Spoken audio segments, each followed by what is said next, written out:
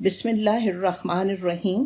پاکستان میں 21 جون 2021 کو گھریلو تشدد کی ممانعت اور تحفظ کا بل پاس ہوا ہے، جس کے مطابق خواتین پر گھریلو تشدد کرنے والوں کو 3 سال قید اور 1 لاکھ روپے جرمانہ ہوگا، اور بچوں کو سزا اور ڈانٹ ٹپٹ کرنے والے والدین کے خلاف بھی شکایات درج کروائی جا سکیں گی۔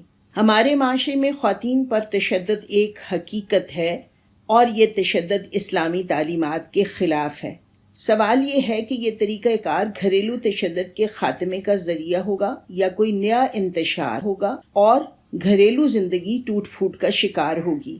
قابل غور نکتہ یہ بھی ہے کہ ترقی یافتہ یورپی ممالک میں ایسی قانون سازی کے ہونے کے باوجود اعداد و شمار گواہ ہیں کہ عورت کو تشدد سے نہیں بچایا جا سکا۔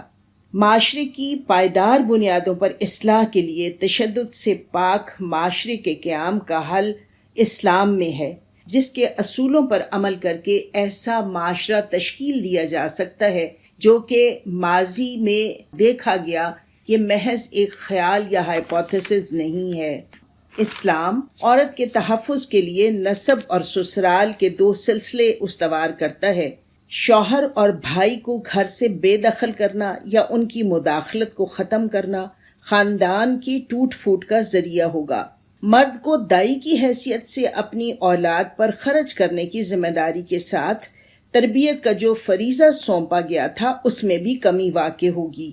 معاشرے سے گھریلو تشدد کے خاتمے کے لیے، عورت کی عزت اور تکریم کو رواج دینے کے لیے، اولاد کے لیے شفقت پیدا کرنے کے لیے، معاشرے پر اثر انداز ہونے والے تمام عوامل کو معاون اور مددگار بننا ہوگا کہ تشدد کا خاتمہ ہو سکے۔